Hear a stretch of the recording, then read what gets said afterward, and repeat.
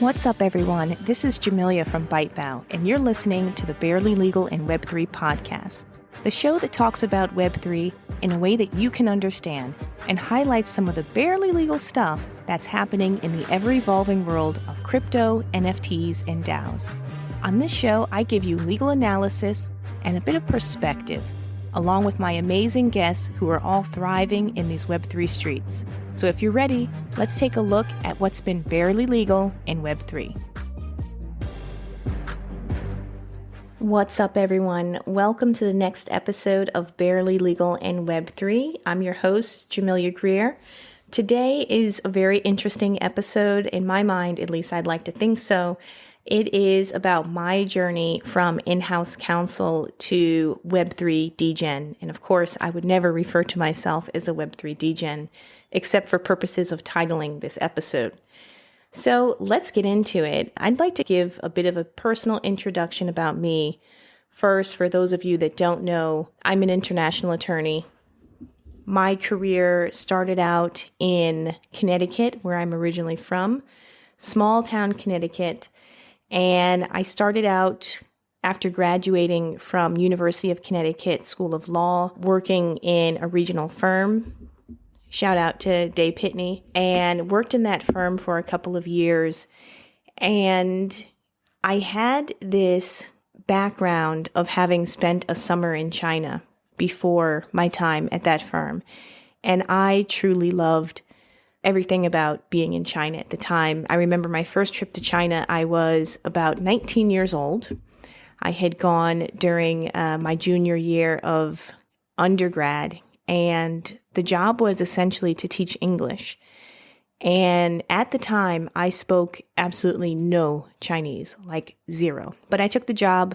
I really wanted to go and get the experience under my belt of being in an international setting. So I went out to China. I went to Hangzhou. I taught English there for a summer. I made some great friends. My students were actually only a couple of years younger than me. So it was a very interesting dynamic where I'm up in front of a classroom teaching, and afterwards we would go to the arcade together. It was just a really great, impressionable experience.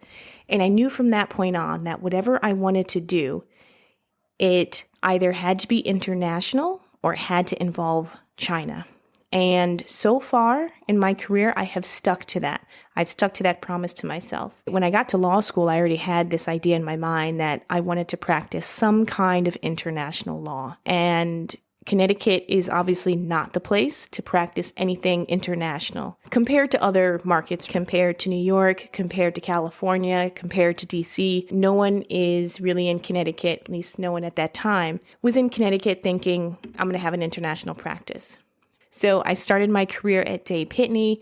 I practiced corporate law, bankruptcy law. I worked for a partner who is currently a bankruptcy judge in Connecticut, James Tancredi, who was a mentor at the time and still is a mentor in my mind, although I haven't been in touch with him for years. And so that experience of working in Connecticut really made it clear to me that whatever it was that I wanted to do or was going to do had to be in the international arena. And I recall in 2008, we had the financial crisis, and I was an associate at the time. And my partner, my law firm partner, who I was working with as a bankruptcy judge, and I said to him, Jim, we probably could build a business off of creditors that are based in China that are looking to claim on their debts in U.S. bankruptcy court. And I created this whole big pitch deck, and I had this whole presentation, which I pitched to the executive committee at the law firm. And this is huge for an associate to be doing something like that. For those of you that are listening that currently work in big law or at a firm, if you're an associate, the idea of pitching to the executive committee filled with partners is like, why would you do that? Why would you want to put yourself on the chopping block? But I did. And they bought it. And we had a business development trip to China. We went out there. We had some targets that we were looking to work with. And it was great. It was a great experience. But at the end of the day, I realized that working in Connecticut just was not going to be my destiny, because even though the firm wanted to build a China practice or have a China initiative, it just wasn't structured for it. And after working at Day Pitney, I went on to teach in China. I taught international trade law at Dalian, or for those of you that speak Chinese, it's Dongbei Caijing Daxue, which means Dongbei University of Finance and Economics. So I did that for a year, and once again, wonderful experience, but I need to get back to Connecticut. And I remember going back to Connecticut and interviewing for jobs after that role. And I went into United Technologies Corporation, and I was interviewing for a trade compliance manager role, and it required some knowledge of import-export regulations. I didn't really have much background in that at the time. For the U.S. side, my background was more on the structuring of trade deals. And I recall the hiring manager looked at me and he said, I know you came into this office and into this interview thinking that you were interviewing for a job to be based in Connecticut, but we actually want you to be based in Shanghai. And I remember going back home and telling my mom, yeah, I think I got the job. And she was like, yay, that's great. And I'm like, yeah, but it's going to be in Shanghai. And she was quite upset. Because I had been away for a year, so she was really upset about that. I had wanted to build an international career in law, and I wanted to be based outside of the U.S. so I could really get experience working in China, doing business in China, and also building up this skill set of navigating cross-border deals. So I worked with United Technologies for about 7-8 years. I had a variety of roles, from country roles and regional roles that were spanning from managing technical data from the aerospace sector to ethics and compliance regionally for the entire corporation. So United Technologies today is called Raytheon Technologies, and they still have their aerospace and defense sector, but I believe they may have spun off Otis, which was the elevator business, and Carrier, which was the building and industrial system side of the business. So my career was really flourishing. I was enjoying the time with Raytheon, and my career with Raytheon led me from China to Singapore, where I worked much more regionally. And once I had been in that role for about 7 or 8 years and wanted to take on something else, which led me ultimately to Marriott, and totally different industry. Totally different rules of the game, going from aerospace and defense to hospitality. It could not have been more different. Working in aerospace and defense in-house, it's a very, I guess I would just call it cutthroat. People are strict about time. People don't mince words. People are very direct with agendas and what they need to be done and timelines. You don't really get any leniency in terms of work. Going from that environment to Marriott International, which is hospitality, where everyone tries to be happy, tries to be nice to each other. It was really a shock for me. And I remember when I first started at Marriott, and I was based in Shanghai at the time, and I had just started, maybe I had been in the role for a month. I had been sending out emails about things to get done because I was heading up the legal and compliance team for Asia Pacific. And I remember my boss, who was chief legal counsel based in Hong Kong at the time, she emailed me and she said, Jamelia, I'm going to need you to tone your emails down. And I'm like, what are you talking about? What did I do? And she said, we usually start off our emails by saying things like, greetings from Shanghai, or hello from Bali, or how's the weather? She said, you don't do any of those things. You just get right to it. And I'm like, that's just my training. That's my background. So it was really an adjustment for me to not ruffle feathers of people who were in the hospitality sector. And I learned to actually like it more. I liked being more personable, and I liked working in that way much better than working at Raytheon. And of course, at Marriott, there were a lot of data and privacy issues that I dealt with. I'm sure many of you, if you are Marriott Bonvoy card holders or membership holders, you may recall the huge data leak for passport information that occurred a few years back. I was involved in the damage control of that. And from a privacy perspective, that was like my worst nightmare. Heading up legal compliance for Asia Pacific at that time, when millions of people's passport information had been leaked, having to deal with the regulators of 15 different countries, investigations, responding, coordinating with the headquarters back in Bethesda, Maryland. It was a nightmare. And from that, I realized that knowing the laws about data privacy and data and technology is very different from executing it. It is totally different. I cannot emphasize that enough. Being able to put processes and software and hardwares in place that actually allow a business to comply with regulations is very different than someone handing you a memo and saying, these are the regulations, please do it. So that was wasn't my first regulatory investigation that I had been involved in, but it was my first global hundreds of millions of people impacted sort of event that I directly had to do damage control on. And it was tough. Loved Marriott, but unfortunately when COVID hit, business slowed down and I decided that maybe it was time for me to move on. Maybe it was time for me to take this knowledge and go somewhere else, do something in another industry. I ended up picking up a role at Standard Chartered Bank, heading up their data privacy operations team globally. And that was a digital transformation program. I guess the best thing I can say about that, shout out to everyone from Standard Chartered who's listening right now, is that it was just a very ambitious program. It still is. It's just a very ambitious program. And unfortunately, when you're an organization that is as large and as culturally old as Standard Chartered, it's very difficult to get digital things through. It's not like you're a young startup and the people that are coming in are used to data and technology and are really able to use tools and are excited and passionate about getting things done. It's actually the opposite of everything I just said. It wasn't really my cup of tea. But what I did learn in that experience is that there's so many emerging technologies that are out there that large institutions, huge Fortune 50, Fortune 100 companies cannot use. And the reason that they cannot use it is not because they don't need it. It's not because they don't want it or their customers don't want it. It's because they're not agile enough. They're not able to make decisions fast enough. They have funding, they have resources, but they're just not able to make decisions quickly enough.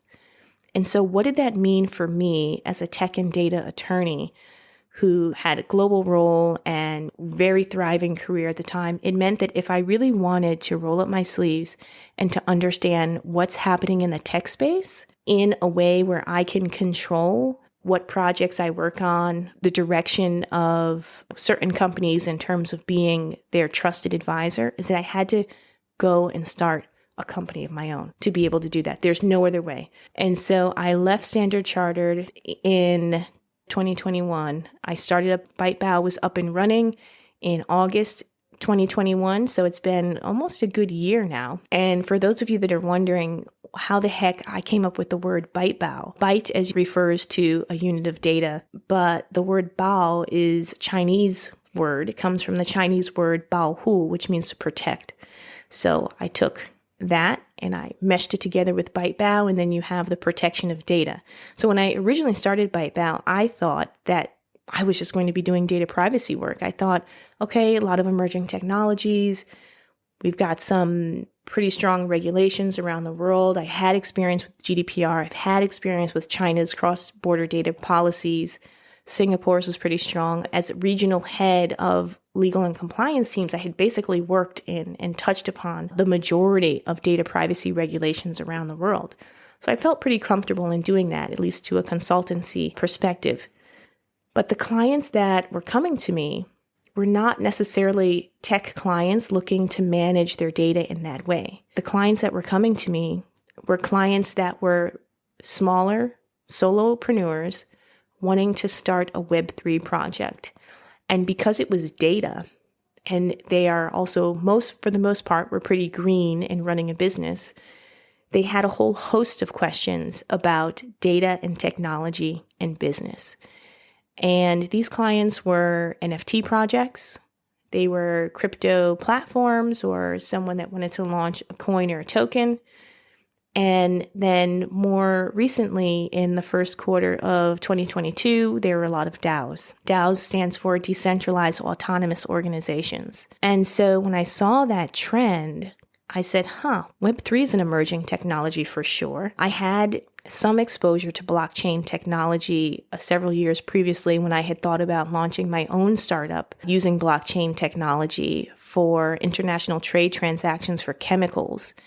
And I just, due to personal circumstances in my life, I just decided to continue with my day job and not pursue that startup at the time. So I knew that the technology was there, and I knew that the technology was valid and quite useful. So I just leaned into it. I leaned into this whole idea of taking everything that I have learned across the aerospace and defense sector, the hospitality sector, the financial services and banking sectors, data privacy, cybersecurity, corporate law, cross-border data flows, cross-border business transactions, and I created ByteBow. And I thought, this is going to be great. I'm going to build this up. We're going to get a crap load of attorneys in, and we're just going to go with this, and we're going to create a small army of attorneys for Web3. And that was really the idea of ByteBow, which is to promote and protect Web3 technology through legal compliance. That's it. Plain and simple. And it's been an amazing ride.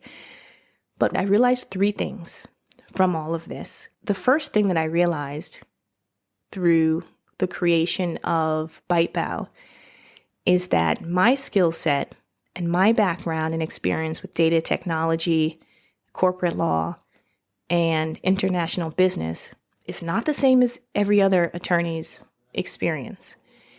And I know that sounds funny. It sounds very obvious. Of course, Jamelia, every lawyer has their own practice and expertise. But I don't think I really appreciated it until I stepped out of the role of being an in-house counsel or heading up in-house compliance teams. I realized that there's somewhat of a learning curve to become comfortable with cross-border transactions and to become comfortable with operating in this gray area of the spectrum of risk as you advise clients. The second piece I realized is that the way that attorneys practice law at law firms is very different from the role of in-house counsel. And then once again, yes, I know it sounds stupid and obvious, but it's very different when you experience it in the work that you do. I've worked with clients before, and I guess I should start to say that when you work in a law firm, a scope of work is created, that the client basically says, I need you to do this particular book of work. And it's outlined, it's detailed, it's very clear. Usually it will come up in the format of a memo and some verbal advice. And the memo is usually drafted by associates, backed by legal research. And that stops there. This is the scope of work. This is what you need. Here it is. We'll tell you how you should do it. And please go do it. When you're in-house, you really don't get the luxury of distancing yourself from clients because your client is all around you. When I worked at Marriott, I can't think of one person that actually wasn't my client in that company because there were people from sales that had questions, people from business development, people from marketing, the general managers from hotels all around Asia Pacific. There's like 1,000 Marriott properties in Asia Pacific. And you're just talking about GMs, general managers from that standpoint. So there really is no way to distance yourself from your work and say, oh, I drafted the memo for you. Here you go. That's it. No, people will constantly come back. They'll have questions. There will be follow-up. You need to guide them on the practical how-tos. You can't just say the law says X. You need to say, and this is how you do X. And by the way, here's a little booklet about doing X. Hey, and if you don't want to read the booklet, here's a little short snippet training video for you and your team about X. You really need to continually give that hands-on guidance. And so that's the way I work at ByteBow. That's what I do with my clients that are Web3 clients. But what I've heard from them is that most attorneys really are not like that. They're like, thank you for returning my call. Thank you for responding to an email. Last attorney I had ghosted us. I had one client tell me that his attorney ghosted them. I don't know how you ghost a client, but that's some pretty funny stuff to me. So that's the second point, is that what I've learned here is that Web3 clients, they need a lot more hand-holding. They should have more hand-holding because, quite frankly, the environment that they're operating in is very challenging. It's very difficult.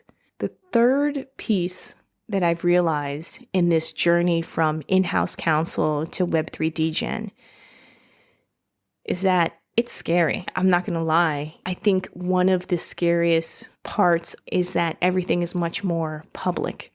So I'll give you an example of that. Most of Web3 entrepreneurs or people who are involved in this space, whether it's crypto or NFT or DAOs, they're on Twitter. Twitter is very public. Anything that happens in the space, whether it's a rug pull or someone has scammed someone or SEC or DOJ comes out with new guidance, it's all on Twitter. Usually there's conversation around it. I will be having more conversation around some of the recent statements and enforcements that have been going on. But when you're in-house, nothing is public because everything is protected, right? The company doesn't want you to talk, and you obviously won't talk because there's nothing to say. But when you're in the space of Web3, which is very decentralized and very transparent, everyone talks about everything. And I've had clients that I have supported go through really tough times, and there's really nothing I could do because their issues or challenges were all public online. So I think that's the thing about Web3 that I think is also very different when you're coming from in-house to operating in the space, is that you should really anticipate whatever you do to be very public. Your reputation is your greatest asset. People will talk about the work that you do, whether they liked it or not, whether they liked working with you personally. It's all very public. Those are my 3 takeaways. Number 1, your practice area is very important. And if you can pick up some additional skill sets, practices that are more relevant to Web3, for attorneys that are listening, I think that's a great thing to do. Secondly, having additional exposure to things international and additional exposure to what it means to work as a attorney that works closely with clients and provides a bit more than a memo, but is really more hands-on. If you can work on practicing that, that's a great value add. And then third, get ready for whatever you do to be public, because things are public in Web3. Things are transparent, and you really have to protect your reputation. You got to deliver that quality work. So that has really been my journey from in-house counsel to Web3. And I encourage any attorney who has an existing practice, even those who are just starting out, to really lean in to learning about Web3 technology. Learn about the business models that companies are setting up, how they work, how they operate, how they're going to monetize, what are the issues in terms of regulations. There's so much to learn. Someone asked me in our boot camp, because we also have a Web3 boot camp for lawyers. One of the attorneys asked me, she said, "Jamelia, do you think that I need to niche down more? Should I just focus on NFTs, or should I just focus on crypto, or should I just focus on DAOs? Because there's so much going on out there that I really can't become an expert in any one thing." And my response to her was that it's impossible really to separate all 3. At this stage, I think it's very difficult to separate knowledge of NFTs away from knowledge from DAOs and knowledge from a crypto. You can't, if a client comes in and says, "Yeah, I want to create a DAO and we're going to have an NFT component and a cryptocurrency component. So I wanted to know if you could advise on the various aspects of that." Are you just going to say, "I'm sorry, I only work with DAO governance, so you'll have to find someone else for crypto and NFTs"? No, it's not practical. So my advice is really to learn up as much as you can across all 3 areas, and keep reading the news, keep commenting, keep trying to provide value, keep showing up, and of course, keep listening to this podcast, because otherwise, what the hell am I doing this for? But that would be my advice. And all in all, it's been a really exciting journey from this protected in-house counsel role in an ivory tower, protected away from the Web3 degens, to this wild and crazy world of Web3 where everything is fast and furious and you really have to move quickly. It's exciting. It's interesting. There are regulatory frameworks that need to be set up, but the technology is not leaving. The technology will be there always. As always, I thank you for tuning in to Barely Legal in Web3. Please check us out on Twitter. You can follow me personally on Twitter at Jamelia Greer, or you can follow ByteBao, which is BYTEBAO official on Twitter. You can find us on YouTube. All of our episodes we placed on YouTube as well. I really appreciate you guys checking us out. Would love to hear from you. Would love for you to give us some ideas about what episodes you'd like to hear. Until then, stay safe out there in those crypto streets. Take care.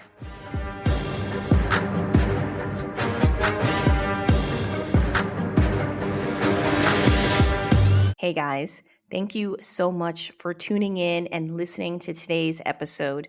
You know, I appreciate when you guys tune in and the time that you take to listen to the show and support us. And I have one thing that I'd love for you to do that would really help us out, which is rate the show. If you've enjoyed it, make sure you rate it. You can do it on whatever platform you're listening on. That would do wonders for us. And if you really want to be a super fan and really support the show, there's a link below that you can support us and donate a small monthly contribution, which allows us to continue to create great content for you. Thanks so much again. Appreciate you and see you next time.